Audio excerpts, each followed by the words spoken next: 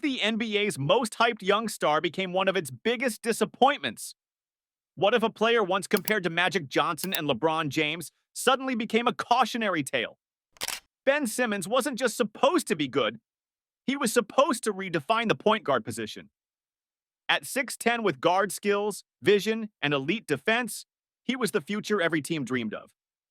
But that dream has crumbled. And now, the NBA's patience with him seems to have run out. The arrival of a prototype.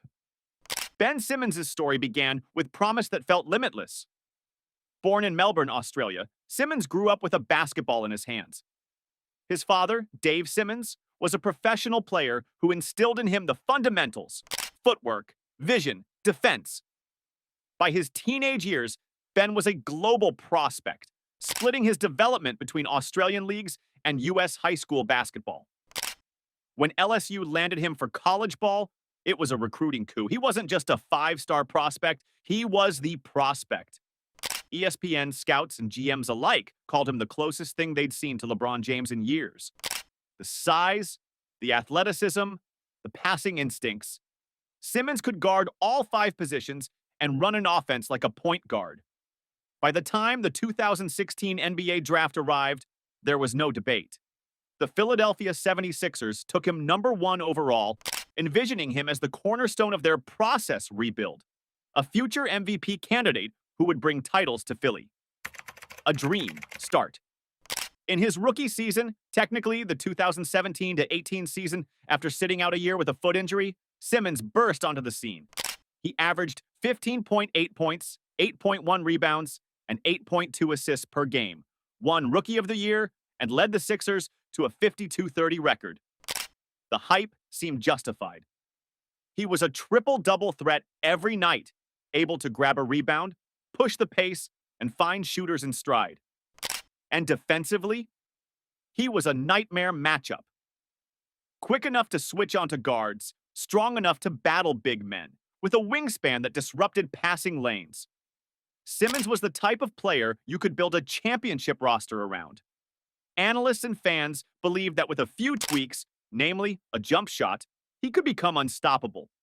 And at first, that flaw seemed like a footnote, not a fatal issue.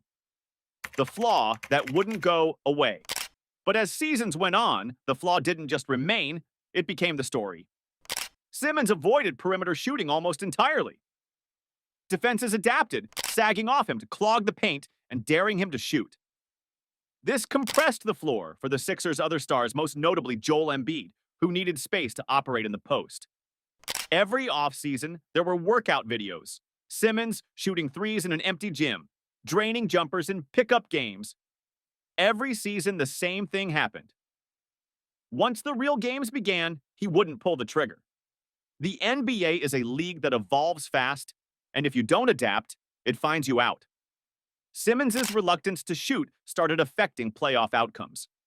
It wasn't just about the points he didn't score, it was about how predictable the offense became when he was on the court. The collapse in 2021. The breaking point came in the 2021 Eastern Conference semifinals against the Atlanta Hawks. The Sixers were the number 1 seed. The path to the finals was open, and yet, in Game 7, late in the fourth quarter, Simmons caught the ball under the basket with a clear path to a dunk. Instead of going up strong, he passed to a teammate who was fouled, missing the easy bucket and igniting a firestorm of criticism.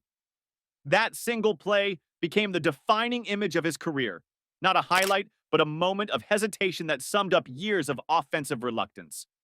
After the game, Joel Embiid said the turning point was that play. Coach Doc Rivers was asked if Simmons could be the point guard on a championship team. His answer? I don't know. In Philly, those comments weren't just sound bites. They were the sound of a relationship breaking apart. The trade standoff. That summer, Simmons demanded a trade. He refused to report to training camp, citing mental health struggles and a broken relationship with the franchise. The Sixers held firm, fining him for missed games. It became one of the ugliest standoffs in recent NBA history.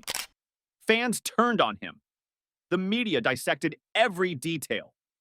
What was once a partnership built on promise had devolved into a standoff between a star and his team, with no clear end in sight.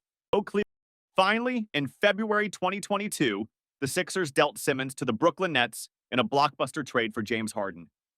The move was supposed to give Simmons a fresh start away from the pressures of Philly. Brooklyn, a new start, or the same story? When Simmons joined Brooklyn, he was supposed to complement Kevin Durant and Kyrie Irving, defend, facilitate, and run the break. But a back injury kept him out the entire season. By the time he returned, Durant and Irving were gone, and the team looked to him for more. Instead, the explosiveness was gone, the shots were few, and the aggression was missing. A league moving on, the NBA doesn't wait. Simmons' max contract now looks like a gamble, his trade value low.